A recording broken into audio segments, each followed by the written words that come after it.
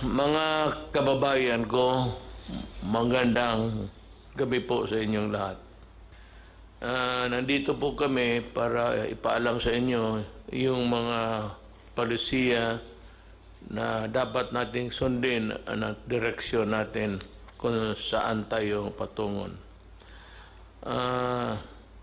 Lahat na ito po ay ginagawa namin, believe me, because the interest of the nation calls for it, demands for it actually.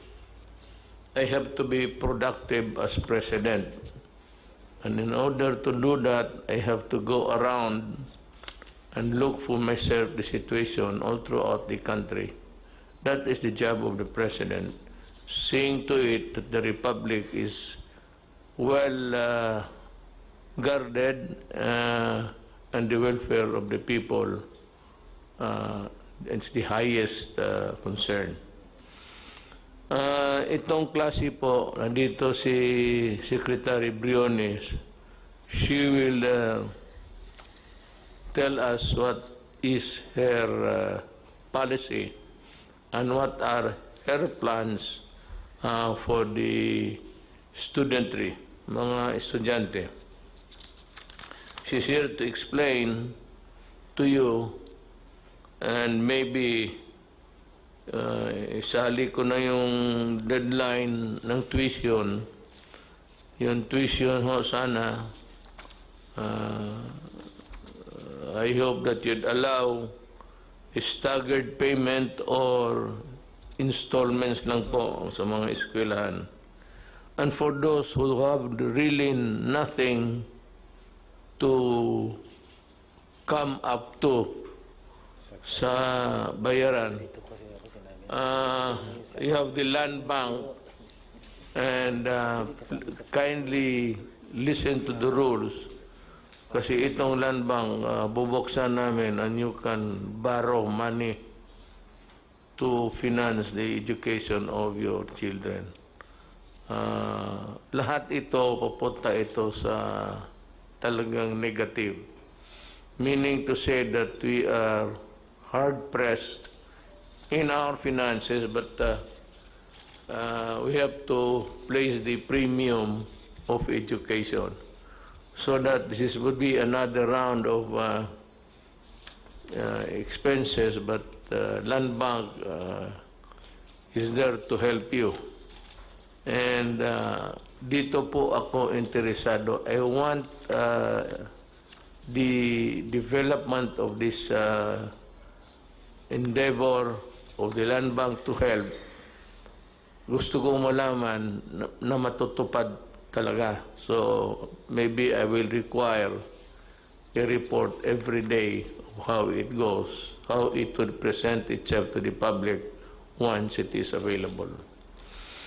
And, you know, the NCR will now be placed under the General Community Quarantine, or the JCQ, starting June 1. Davao City will remain JCQ rather. And the other areas under JCQ, ano itong ating task force, the regions that would remain under GCQ will be regions 2, 3, 4A, and Pangasinan, Albay. Yan sila until we have reviewed the general situation. We are not happy to put you in this place, but after review, maybe we can. But just let me tell you today that of those who are of late infection or those arriving in the country, we have a spike of about 5,000. Secretary, 500 rather, sorry, 500 lang. and Secretary Duque will expound more on that. The rest of the country will be placed under modified general community quarantine. Again, the rest of the country will be placed under modified general community quarantine. That is very clear now. In other areas, it will be again on a piecemeal basis, depending on the viability of the place to meet the challenges of COVID. But from time to time, Secretary Roque would give us the places where there will be changes. The opening of the airports. I have asked Secretary Tugadi, and he will have his time later to explain what are his plans. We would like to know, sabay-sabay tayo. Then dito sa assistance ng OFW, we are coordinating with every government agency to help them. Sana po hindi na ito maulit yung there was this stranded Filipinos not knowing where to go and when. And we decided immediately that they be returned to their home provinces. Nangyari po ito, halos sa kanila nakauwi na. But we are expecting the 300,000 something that Secretary Bellew has communicated to us. And that would be also a problem again. But this time, we should know what to do. It's a matter of calibrating every arrival and maybe sending immediately, if possible, the overseas workers coming in first. Unless, of course, they are detained because of they are sick of COVID. I mean, sick, talagang kailangan ng ospital.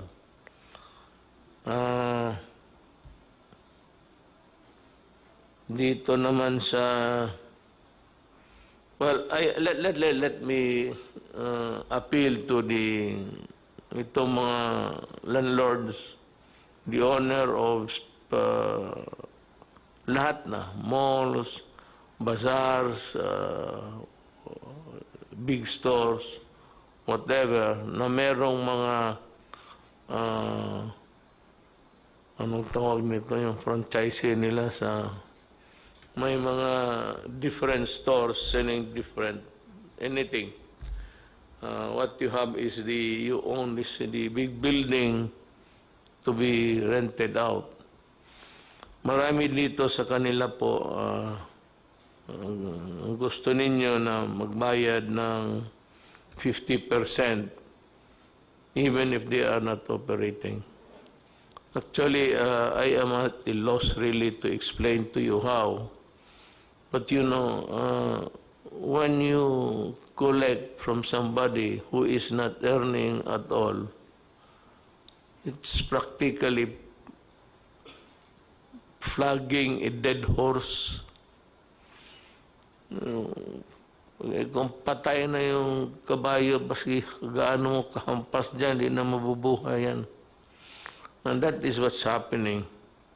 If they are not earning, where will they get the 50% to pay? If not the 100% that you'd want to collect. So, it seems to me a problem, but I would like to appeal to the owners of the buildings, of the malls and everything. Ganito na lang, just pray everybody has a God just pray that the vaccine, ang target nila is September. September, I think China will be able to distribute, if I'm not mistaken, and the other countries are catching up. Everybody is at it, so they are really trying their very best. Kaya lang, itong China, hindi ito hambog, wala itong ere, but they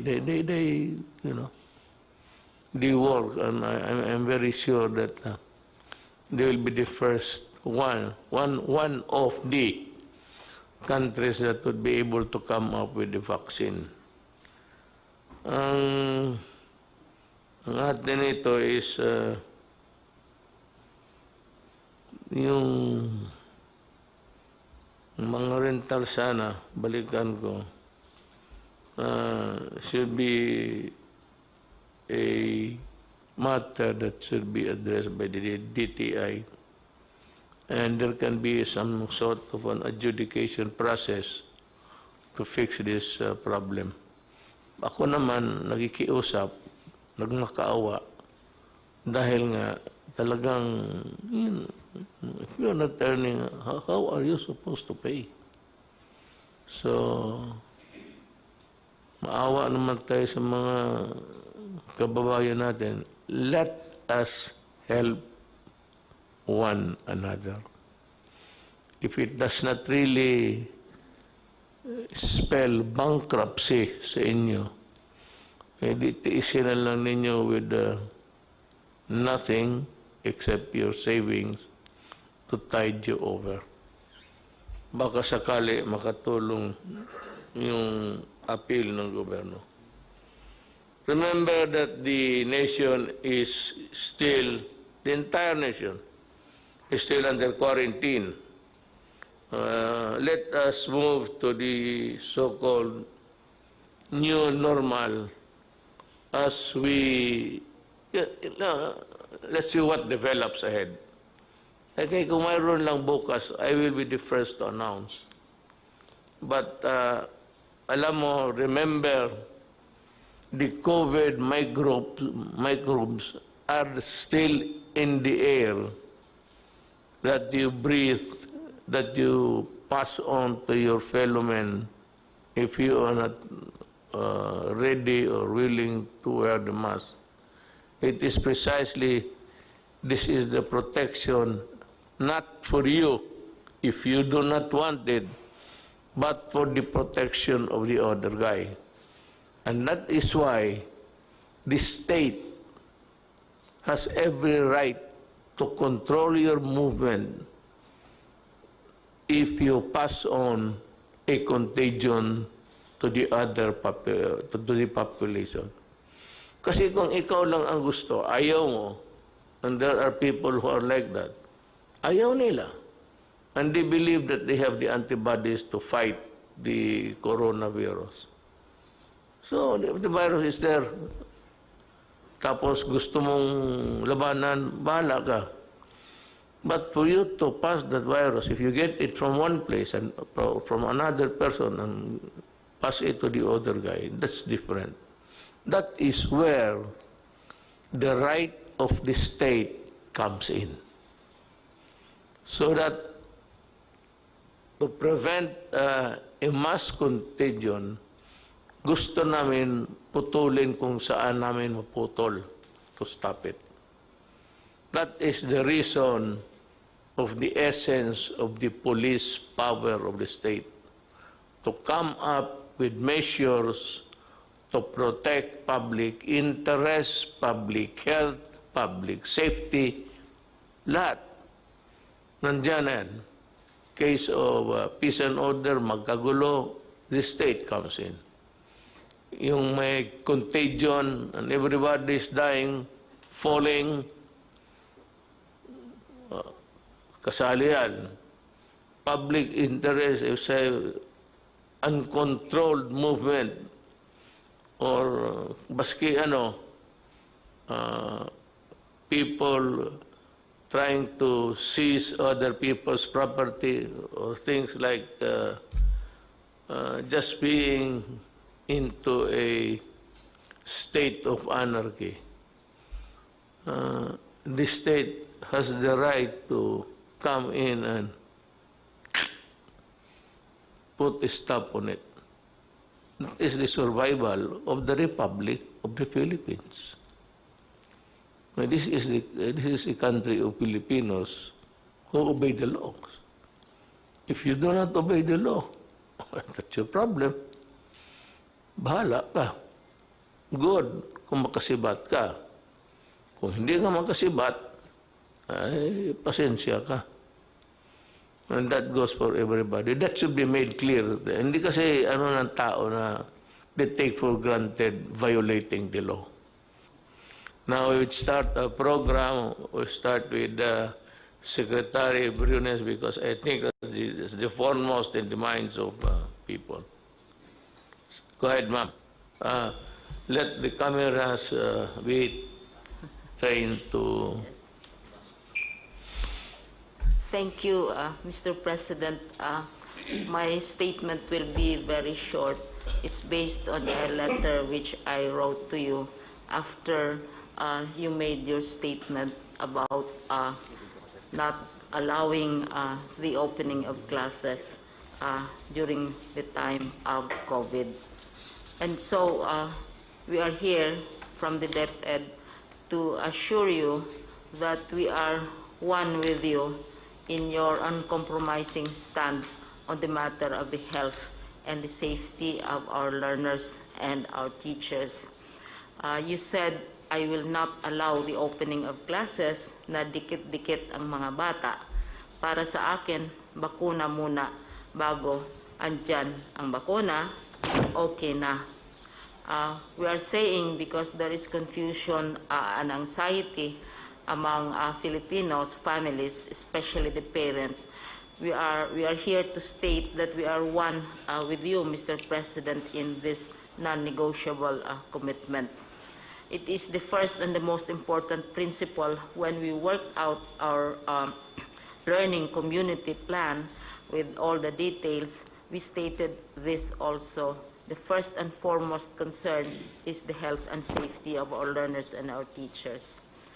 Mr. President, there has been a confusion among our people who associate the opening of school with what we describe as face-to-face classes, where we are used to learners, we are used to teachers facing each other, and we are used to children going to school physically. But we are saying that there will be no face-to-face classes and sessions until we are assured of the safety of our children and our teachers. However, we also believe, Mr. President, that we can provide learning opportunities to our students without necessarily requiring them to go to school. And this we can do through what is described as blended and distant learning. Mr. President, this is not a new thing. We have many universities and schools which offer distant learning in many ways. We now call it blended learning because various approaches which are adjusted to the actual situation of the communities will be applied. But these are all, Mr. President, consistent with your preference that we should not be physically sending our children to school until it is safe to do so. What is the so-called blending or learning modalities? Because right now, there is a bill which is filed in Congress on this. One, for those who don't have connections, who don't have interactive facilities, there will be what we describe as printed material which will be delivered to the homes of the students through the barangays, can be picked up also by their parents at designated places within coordinated schedules. We'll be working very closely with the barangays and the local governments. And the second approach is now very popular, Mr. President. This is the online learning platform, and we in DepEd, we have what we describe as DepEd Commons. Right now, we already have over 7 million subscribers, wherein lessons, homework, quizzes, tips to learners and to teachers are all in the DepEd Commons and are accessible even to the parents. So we have instances, Mr. President, of parents who are abroad and who are monitoring what is happening to their children. They also go to the DepEd Commons and check on how their children are doing. Now, in cases, Mr. President, where there is no connectivity and printed materials may not be available immediately, we have the classic long-time approaches which have always been used in education, and this would be television. Those homes which do not necessarily have connectivity and may have television. And the most and the best used approach, of course, is radio-based instruction. Kasi ang television, mga 1950s, 60s, radios have been around since the 1800s when it was first invented. And we know that 2 world wars were won through radio messages and not necessarily computers and so on. So yung printed modules, Mr. President, we have a description of what it entails. And then also, on the matter of online, ito yung popular talaga, it's gaining popularity, online distance learning with already 7 million subscribers. And we assume here that they have access to internet. And one worry is, how about the students and the teachers?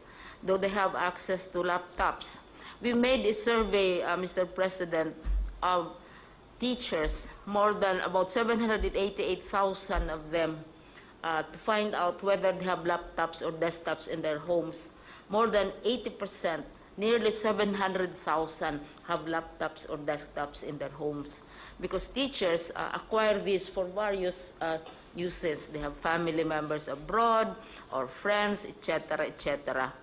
So this is a very, very popular mechanism for dispensing education. Now, for those who don't have access to interconnectivity, then we have television.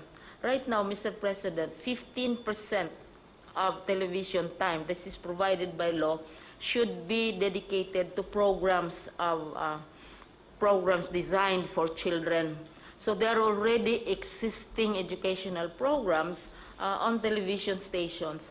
What we need to do is to utilize these programs to transmit our curricula. And we are working out how to do this.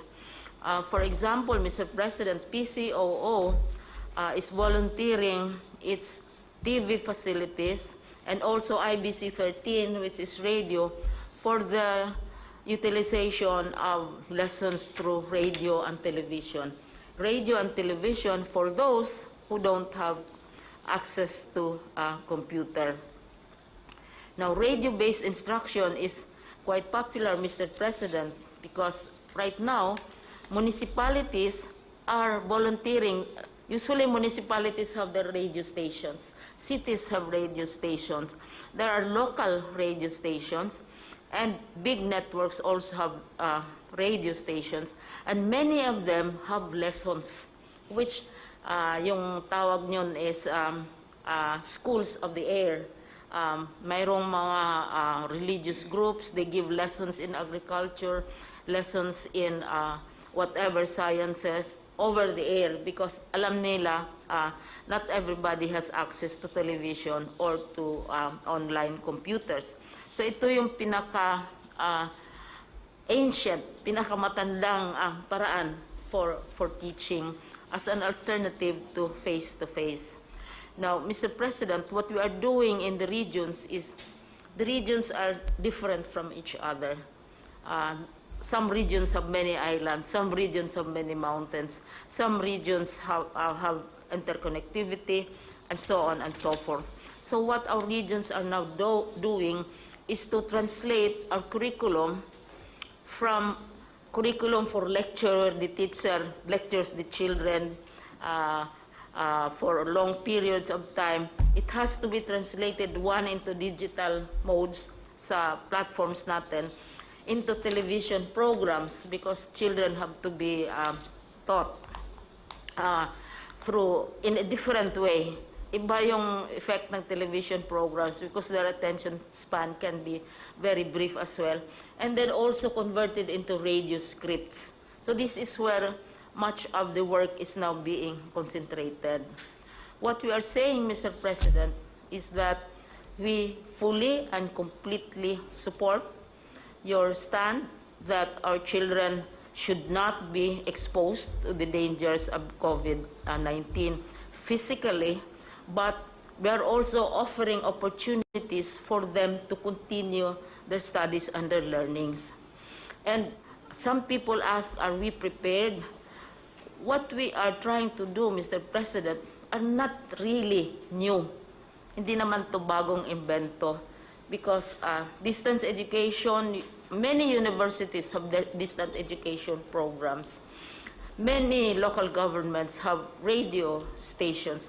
We are utilizing existing ways of communication without necessarily requiring our children to go to school. So they can still go to school, they can still study, teachers can monitor them as well as their parents. So ito yung namin, Mr. President, which we would like to share with you, and we seek your approval of our alternative ways of learning, which are already existing right now. And these are being done by many schools, but this time, mas malaki ang emphasis because we are now shifting to less physical, face-to-face classes. But education will continue, Mr. President. Thank you. I'm impressed with the simplicity of the program, and I believe that all that you have said is really feasible. Radio, walang television, and all of these things. I believe we have a very workable program, and I support you. Thank you. And should you require any help from any of the departments, feel free to communicate with them. If it's a question of funding, I will, so to speak, scrape the bottom of the barrel. Just to, well, kung wala na tayong pera, edukaran lang sa edukasyon sa mga bata. We will have to forgo many things along the way because of what happened. But education, I think, if it is compromised, it should be negligible, so that it should go on, because the future of this country depends on how we educate our young people nowadays. I agree with you in this program. I support you. And if there's anything that we can do, the ILG and or whatever, we will Thank you very much, Mr. President. endeavor to help you. Thank you. So, with that, we're through with education. I would just like to announce to the public, as of today, we have a total number of COVID cases of 15,588. Now, the recoveries, 92 new ones, with a total of something like 3,598 to date. Ang patay po is 921. So you would see that Philippines has ratio and proportion vis-a-vis with the population. We have a low rate of mortality here in this country. The total active cases is 11,069. So, ang NCR is top-notcher, which is 330 or 61%. Then we have Region 7, 55, others 99, mga repatriate. Yung dati na dala dito 55. All in all, para sa akin, hindi naman masama ito. So let's go to the Secretary of, he has some important matters to take up with the public. Secretary Duque, please. Magandang gabi po, Mr. President and fellow members of the Cabinet at sa lahat po ng ating mga kababayan. Gaya po ng sinabi ni Pangulo, ang ating pong kaso na nadagdag as of 4 o'clock p.m. Today, May 28, 539 at 330 galing po sa NCR, 55 naman galing sa Central Visayas at 99 mula sa ibang mga rehiyon at 55 na mga repatriates na ito po yung kasama sa mga lumalaking bilang ng ating po mga OFWs na isinasa ilalim po natin sa RT-PCR testing. At karamihan po sa atin mga kaso ay masasabi natin pong mga local. Ang total number of cases po natin ngayon ay 15,588 at kumpara po sa nakaraang araw ay ang trend ng bilang ng mga kaso ay tumaas, ngunit dahil po ito sa patuloy din na pagtaas ng bilang ng mga kasong atin pong navavalidate. Ngayon, ibig ko rin pong bigyan diin na ang DOH po, ang ating missions na mga iba't ibang mga laboratories, pero yung mga ibang mga laboratories ay late pa rin sa pagsumiti nila ng kanilang Excel sheets. Yung iba naman po ay patuloy ang manual validation process at yung mga ibang ibig kong bigyan na pansin ang mga laboratorio na nag-automate na po ng kanilang mga sistema, so mabilis po ang pag-sumite ng kanila pong mga laboratory results. Tumaas man po ang ating kaso, pero sa pangkalahatan naman, ang mild cases po natin ay asa 90%. At 7.3% naman ang asymptomatic, yung wala pong nararamdaman na sakit, at less than 2% naman po ang severe to critical cases. At ibig ko rin pong bigyan din na sa kasalukuyan po ang ating health systems capacity ay sapat.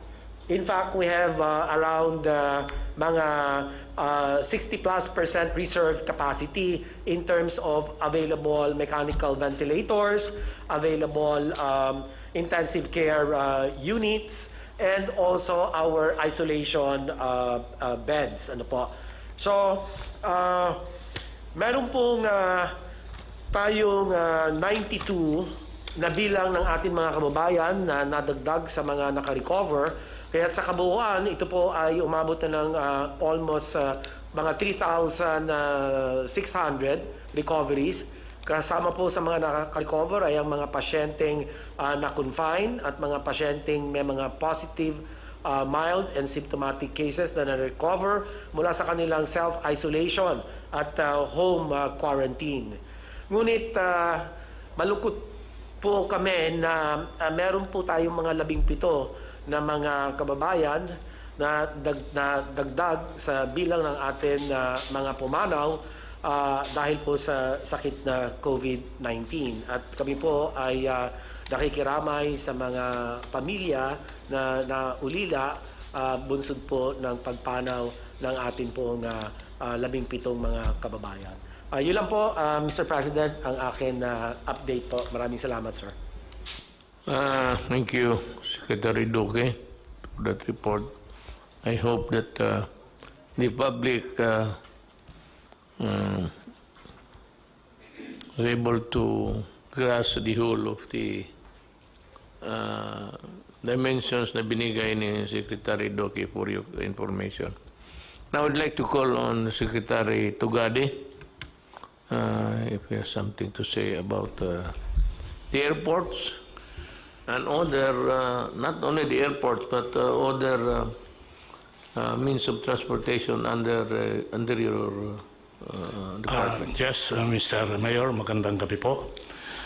Let me predicate what I'm going to say and present by saying that while the mandate of the Department of Transportation and Kagawaran ng Transportasyon is to provide transportation, mobility, and convenience amongst its population, it is now also vested with the responsibility that the Department of Transportation must help in preventing the spread of the coronavirus.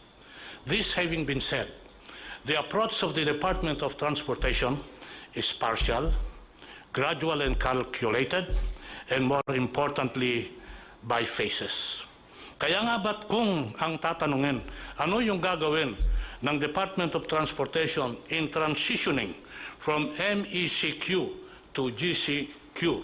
Allow me to state and addressing immediately the query of the Mayor in saying ano mangyayari sa mga paliparan sa mga airport.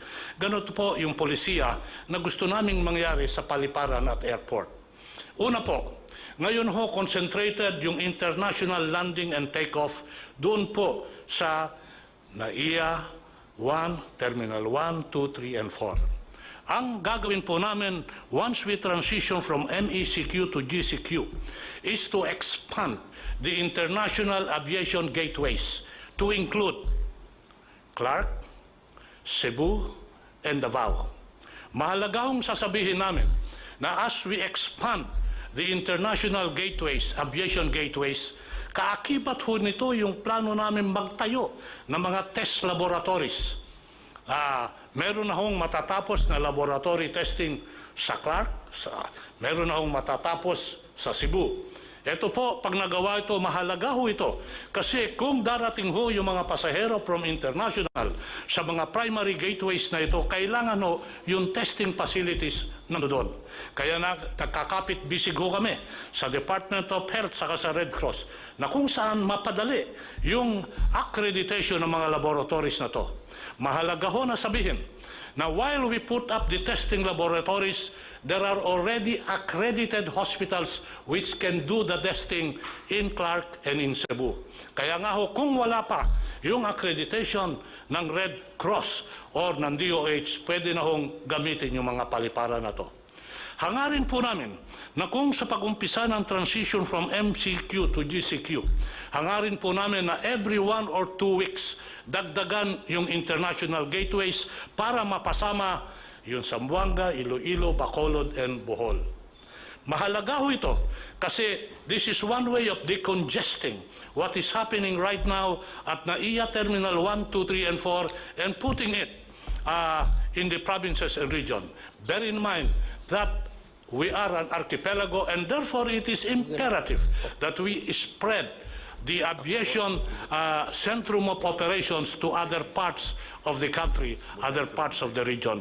Kaya nga ho gagamitin ito. Ngayon, ito po yung international. Kaakibat ho nung international ay yung domestic operation. Ialaw po namin na magkaroon ng domestic air operation doon po sa GCQ to GCQ. Mahalaga ho ito pagkat gaya ng sinabi ko, tayo ho ay isang archipelago. Kaya nga ba kung magkakaroon tayo ng operasyon sa Mindanao at Bisaya, hindi ho natin ililimit na magmula at magsimula sa Central Luzon yan. Meron na hong Visayas and Mindanao. And we will start what I call, Mr. President, Mayor, Sir, yung tinatawag namin na hub and spoke operation. HUB-SPOKE. Na kung saan, kung darating yung mga malalaking sasakyan sa mga probinsya, magkakaroon ho ng domestic operation yan. In other words, gusto ho natin na magkaroon na ng hubbing operation sa mga probinsya at region natin nang sa ganon, ma-spread yung aviation potentials at maitanim yung punla para sa tinatawag natin not only of domestic mobility but more importantly and so yung domestic tourism. Ito po, Mayor, ang general approach sa aviation. Kung papayagan po ako ng ating mahal na alkalde, presidente, magsabi lang ho ako ng ibang mga pamaraan at panuntunan na gagawin sa ibang transportation sector, kagaya ng tren, ng road, at ng maritime, kung papayagan po ng ating Pangulo. Sasabihin ko ho, kung tayo magta-transition from MECQ to GCQ, on the first day that we transition and it's put into effect, we can already put into operation our train and rails operation. Habang nag-uusap po tayo ngayon, nagsisimula ang ating mga tao sa railways at railways na kung saan sinisimulate nila kung paano maumpisa to. Sabihin ko na lang ho, namarkahan na yung bawat upuan, namarkahan na yung bawat ali, namarkahan na yung pagbili ng ticket, namarkahan na yung queuing. Handa na ho ito. Pag sinabing Lunes, handa ho kami sa Lunes. Bagamat sasabihin ko antemano, huwag i-expect na yung operation ng tren is 100%. As I said, we have to balance our mandate to provide transportation with our responsibility to help in the spread of the virus. Therefore, the capacity will also be limited, gradual, and calculated. It will be an average of 10 to 12% sa LRT at MRT. Doon sa PNR ho, ang capacity mga 35%. Ngayon ho, para maayos ito, sabihin ko na lang ho, part of the future efforts here, ito po ang sasabihin ko. Matatapos na ho namin yung pagpalit ng release ng tren sa MRT3 by September of this year. Ano ho ang ibig sabihin nito? Ang ibig hong sabihin nito na pag umandar na yung MRT3 sa kabuuan ng kanyang pagdagusdos at maayos na yung tren, yung average headway ho natin na 5 minutes, mababawasan ho yan. Yung kilometers per hour travel time na ngayon 30 kilometers per hour, by December ho, Mr. President, target po namin na yung speed magiging 60 kilometers per hour kasi nabago na yung release ng tren. Mababalik po ito sa dati na kung saan sabi natin, eto na yung MRT3. Bakit importante yung release? Importante yung release sa katren pagkat, kasi ho, Mr. President, massive ho ang pasahero nito kumpara sa modernized jeepney, sa Grab, sa taxi, mas madami ho dito. Kaya concentrated ho kami dyan. Ngayon, to augment, because limited capacity yung takbo ng tren, meron ho kaming tinatawag na bus augmentation system. Yung bus augmentation system, ganito po yon in generic terms. Ikakasaho namin yung operation ng tren with a bus operation following the same line. Para nang sa ganon, ma-achieve natin more or less yung tinatawag na volume of passengers that move. Ngayon ho, mag-i-introduce ho kami ng bagong pamaraan. Ito hong bus augmentation system ay magkakaroon ng tinatawag na dedicated lane sa EDSA, mid-lane. Ibig sabihin, may tatakbo ho dyan na bus. Sa umpisa ho, kasi sinabi po natin, gradual, calculated, and partial. Ito ho, baka gamitin ho muna namin dyan, Mr. President, mga 300 to 500 buses. Sasamahan ho yan. Pag nagawa ho ito, i-increase po namin yan. Maalala niyo ho yung LRT na nasira ng 3 istasyon na hindi pa mag-ooperate ngayon? Lalagyan ho namin ng bus operation yon para yung 10 stations ng LRT will be put in operation with the combination of rail and bus. Meron hong bus augmentation system, babaguhin ho namin ng EDSA. Sasabihin ko na rin ho, yung gagawin nating landscape sa EDSA. Ultimately, magkakaroon po tayo ng tinatawag na bike lane na kung saan nakikipagkapit-bisig kami sa MMDA at the Department of Public Works para maumpisahan at buhayin ulit yung tinatawag na bicycle lane. Pag ito ho na-prove sa aming eksperimento na kaya, gagawin ho namin yung strukturang permanent. Sabihin ko lang ho na yung bicycle lane will not be limited to EDSA. It will be limited to parts of the country if it works. Ngayon ho, ang component ho ng road sector, kung o-operatin mo yung road sector, ano naman ang mag-ooperate sa kalsada?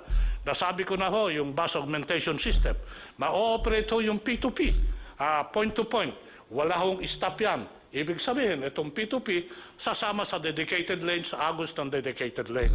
Nandiyan dyan po, yung tinatawag natin na yung Grab sa taxi, pwede hong mag-operate yan. Sabihin ko na lang ho, Mr. President, alam niyo ho ba na uumpisahan natin part of the new normal? Magkakaroon ho tayo ng digitalized operation sa taxi, sa bus, na kung saan merong cashless transaction, again, to help prevent the spread of the disease. Ito na ho yung mga card system. Ginagawa ho at gagawin ho namin sa taxi at sa mga modernized jeepney at sa bus yan. Part of the digitalization program, without oversimplifying, but just to show to our people who are listening and watching, meron ho tayong digitalization program. Alam niyo ho ba, yung lisensya ngayon, pupunta ka sa LTO, doon mo kukunin. Ngayon, minsan yung address nila, problema ho yan, hindi totoo. Nagkakaroon ho kami ng online issuance and application. In addition to that, yung mga lisensya at plaka, yung renewal ng plaka at lisensya, hindi ka na ho pupunta. Plano namin sa LTO offices. I-deliver ho yun ng courier. This is one way also of making sure that the addresses dun sa mga na-issue ng lisensya ay totoo. Kasi ang nangyayari ho ngayon, pag nagkakaroon ho tayo ng problema sa kalsada at hahanapin mo yung address, wala ho doon. So meron ho mga programang ganon. Sasabihin ko na rin ho, part of the digitalization na ginawa na namin even before the COVID is the robotics. Meron na po tayong robot sa LTO. Sila ho yung gumagawa ng plaka. So ito ho, mga gagawin natin. Ngayon ho, kung mararapatin, Mr. President, let me say a little bit about maritime. Dalawa ho yung programa na ginagawa for the first time during the term of President Duterte, Mayor Duterte. Una ho, electronic ticketing system. By December, pwede ko nang umpisahan yan because now it's on a test run. Ano ho ibig sabihin nito? May ticket na ho pag sumakay ka ng mga kuwan natin, mga maritime vessels. Mawawala ho dyan yung scalping. Mawawala rin ho dyan yung overloading kasi ticketed na. Yung ticketing, online ticketing, gagawin din ho yan sa tren. At ginagawa, of course, yan sa aviation. Gagawin ho sa maritime. So magkakaroon ho tayo ng online ticketing for the first time. Mabubuo ho natin yan by December. Para sa ating mga kababayan, nandito ho yung sinabi kong palamigan ng bayan.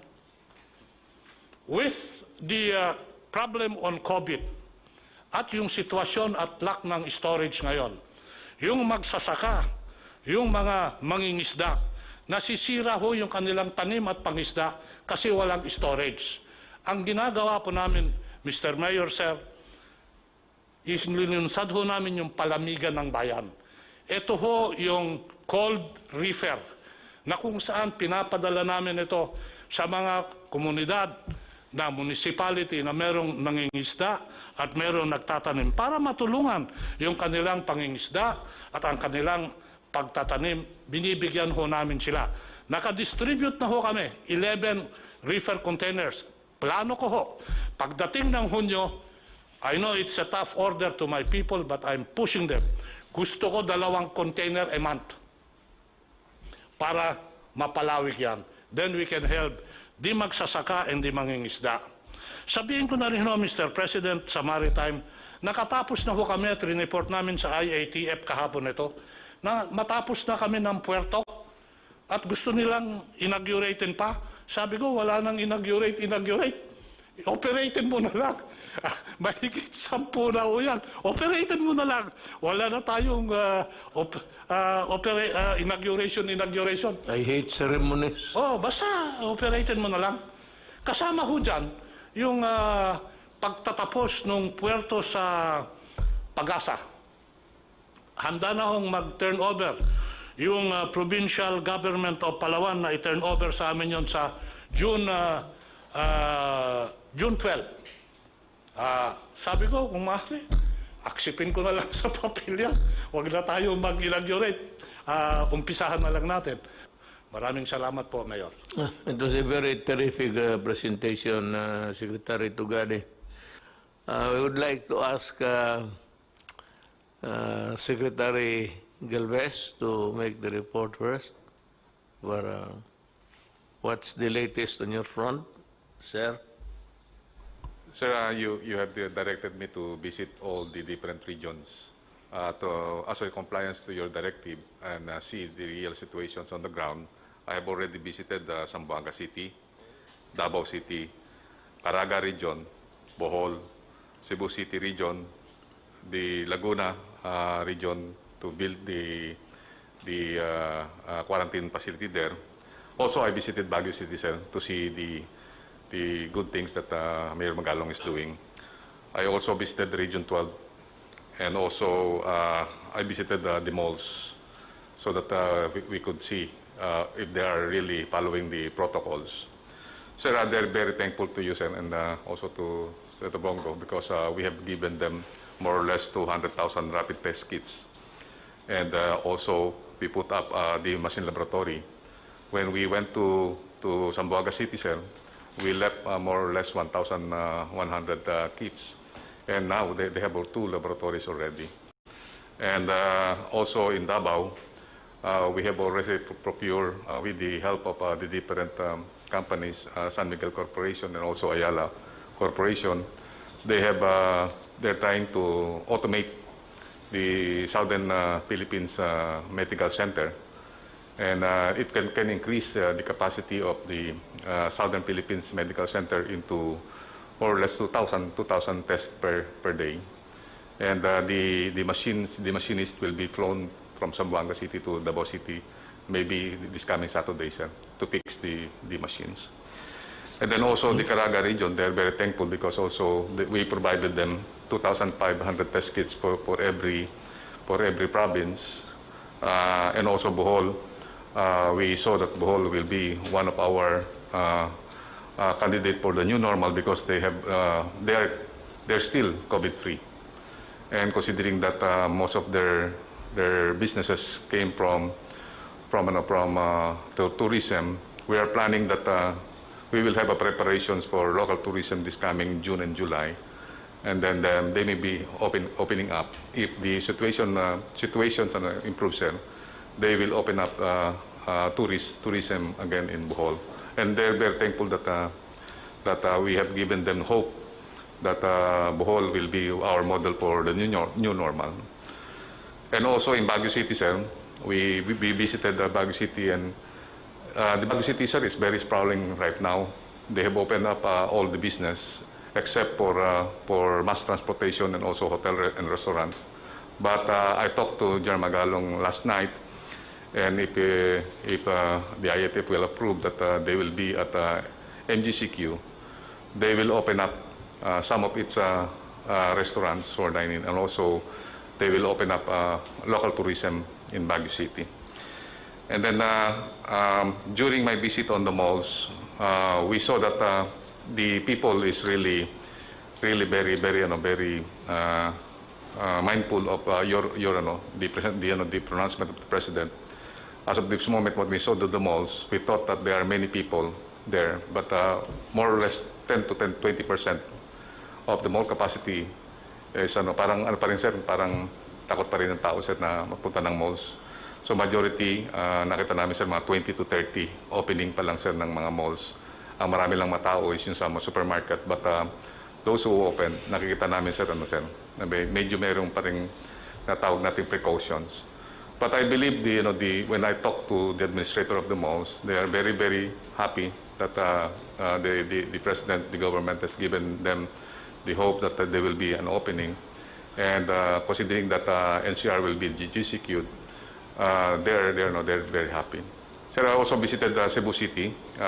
We met with Secretary Dino, and they are doing good. Though the figures that we saw is medyo tumataas po yung kanilang cases. But we saw that it is in Cebu that they conducted expanded testing. They conducted 32,000 testing and with the rapid test, and also more or less 16 to 20,000 PCR tests.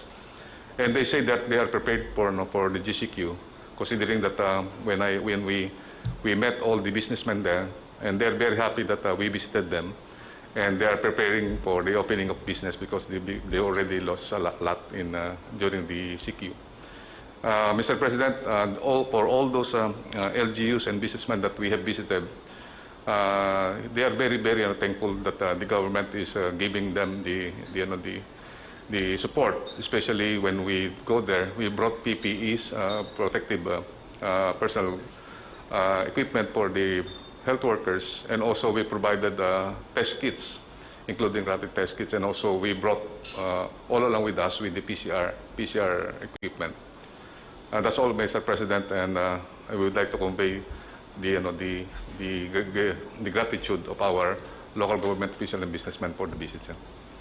And also the gratitude of the nation for your untiring services, General Galvez. Dito sa Pilipinas, hindi tayo nagkulang ng for example, Benji sa Baguio. He's a very good administrator, being a military man. He has that, I said,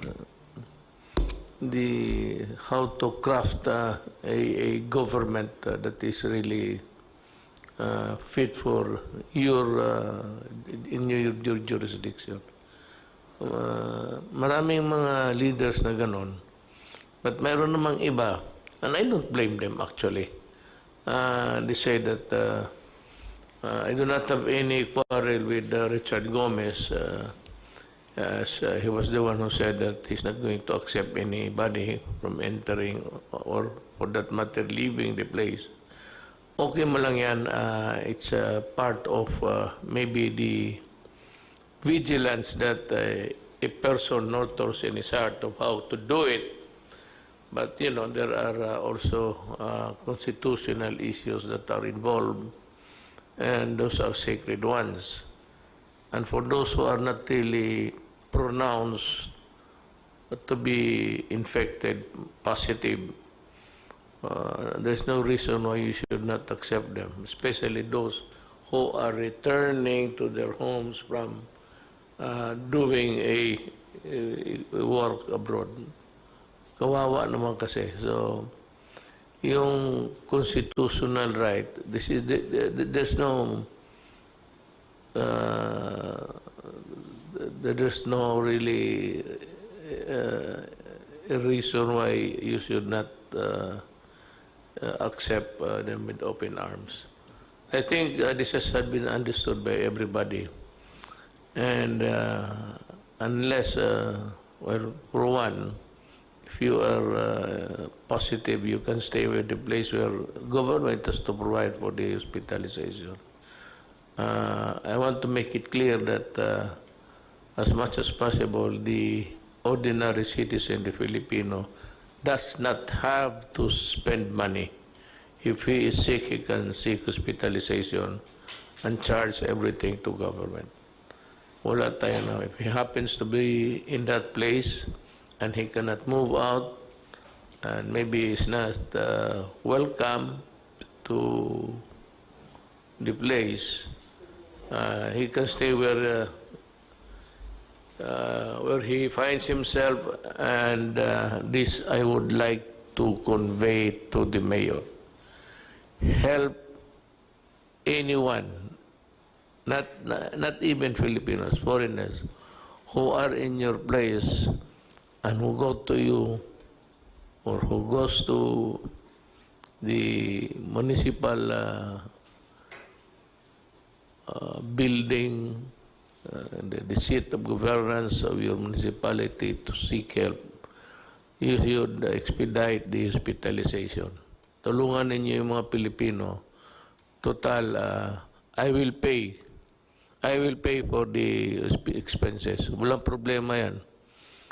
You just sign a whatever document there, I will pay for the hospitalization of any Filipino who finds himself in a strange place and he has nowhere to go.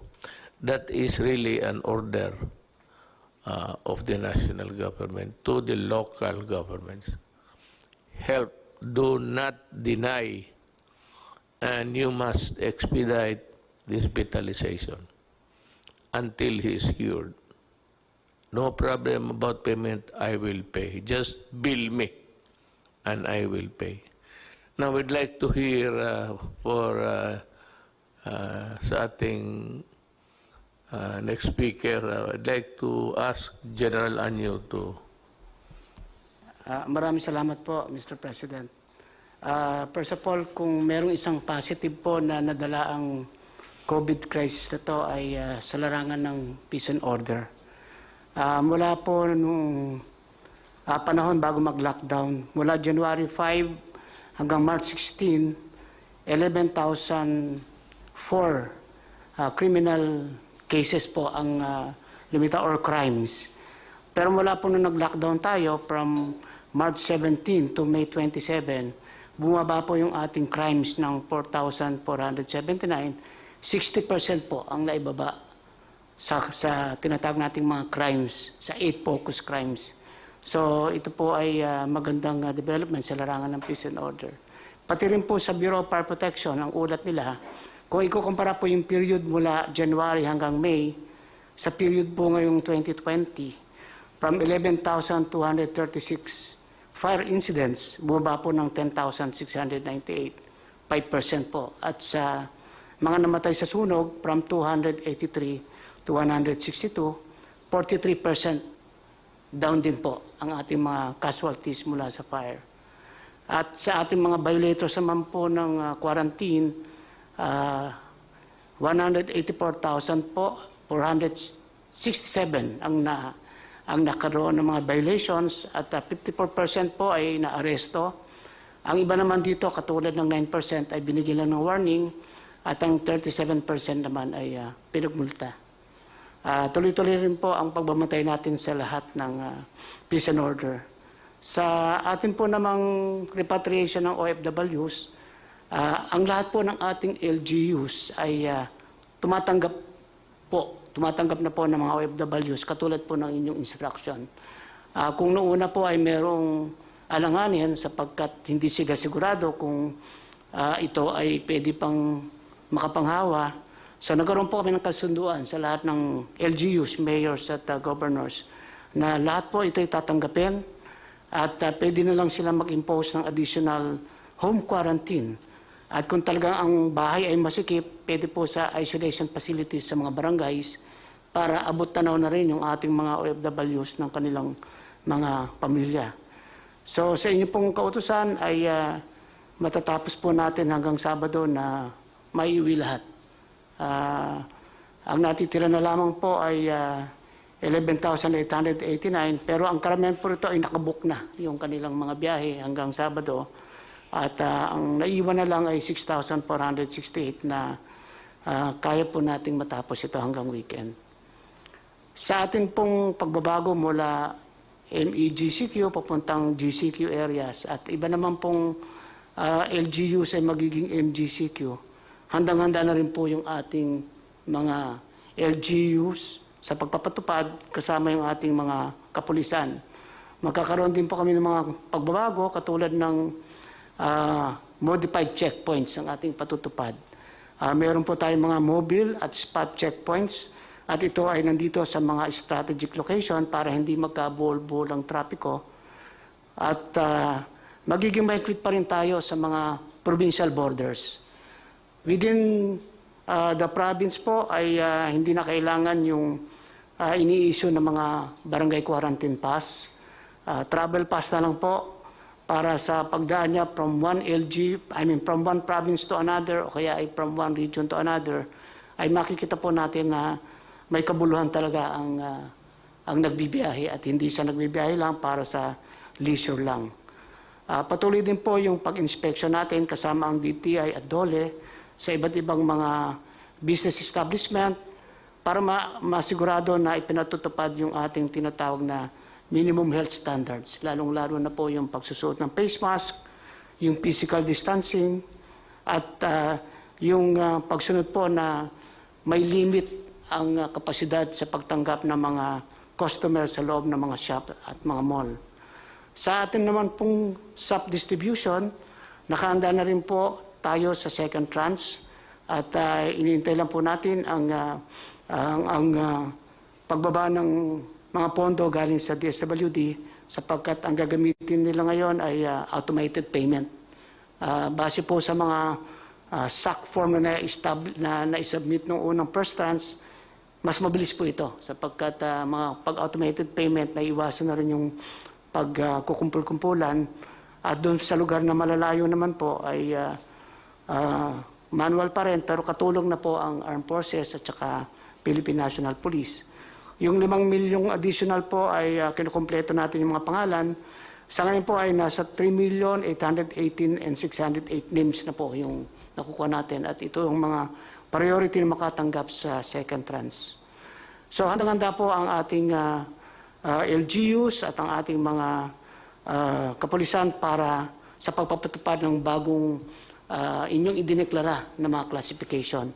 Bilang tulong din po sa ating DOTR, yung binanggit po ni Secretary Tugade, na gusto natin na ang bicycle po ang maging isang pangunahing pamamaraan ng transportasyon. Kaya nagpababa rin po ako ng memo sa ating mga LGUs na yung lahat ng mga major thoroughfares ay magdugtong-duktong, magkaroon ng bicycle lanes para ito po ay ating ikampanya na gamitin ng ating mga kababayan bilang pangunahing transportasyon, lalo na kung malalapit lang naman yung mga opisinang pinapasokan at mga lugar na pinupuntahan. Yan lang po, Mr. President. At ready na po kami para sa pagpapatupad ng bagong mga deklarasyon ninyo sa classification ng iba't ibang lugar sa Pilipinas. Thank you po. Yes, thank you, General Anyo. Alam niyo, if you heard him correctly, I was talking about enforcement and the role of the police.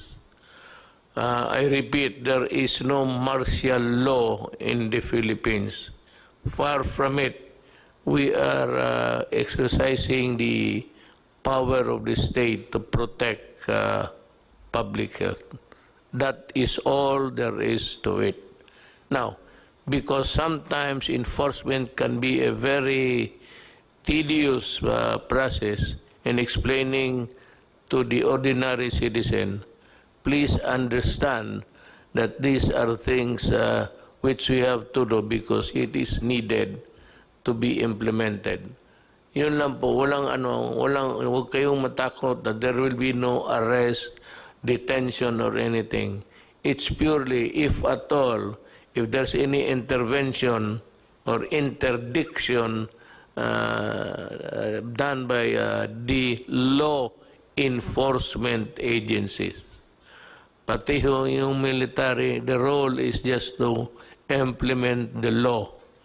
They are called upon to assist the civil government.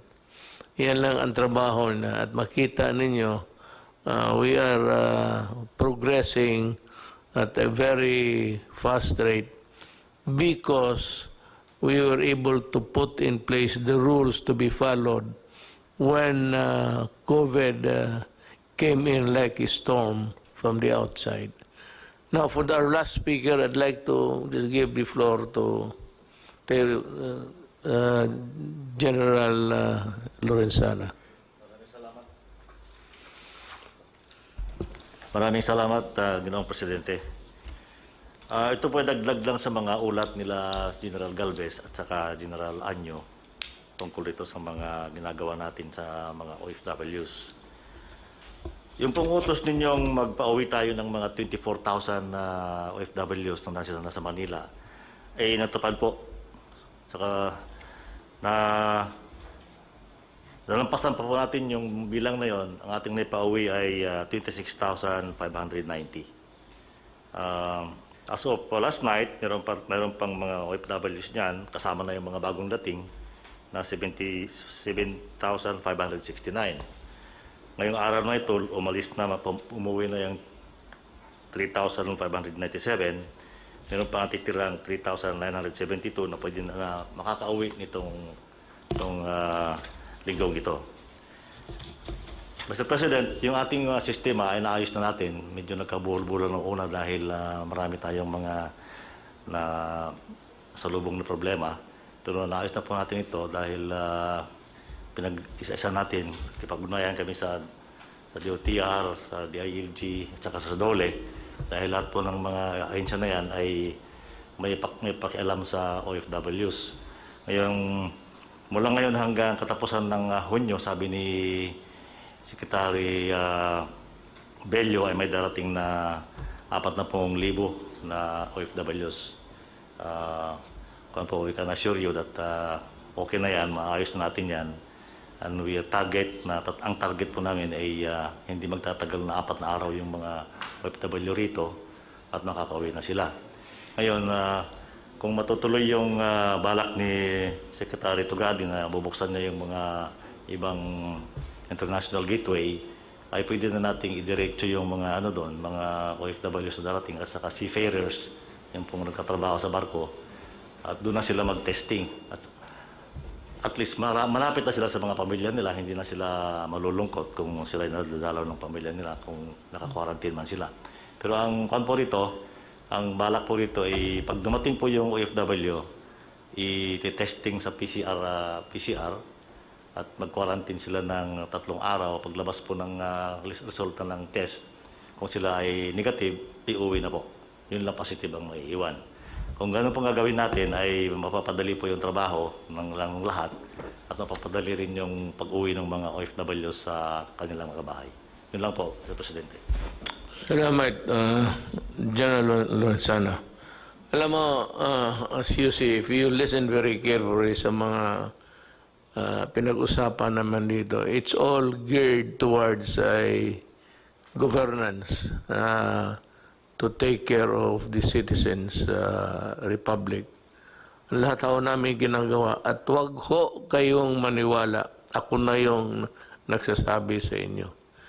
Yung mga test na yung sabi nila yung they unfairly drag the name of Secretary Duque. Hindi ho totoo yun. Ang nagbili noon, ang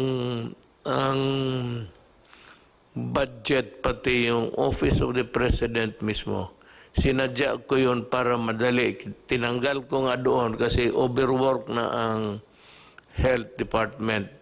Ginawa ko yun para mabilis. Itong mga bidder na ito who offered a lower price never participated in the bidding. At ngayon yung matapos na, yun ang nagreklamo, offering a lower price, hoping that you would ignore the bidding and go for their price. Ito yung mga gago na ito, when they were first approached, mahal. Ngayon, may bidding, hindi sila sumali.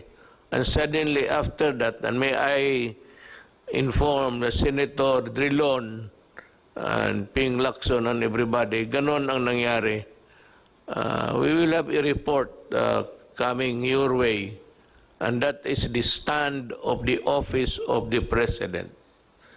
Kami ho ang nag-utos niyan na dito na sa budget para pag-release ng pera madali, diretso na.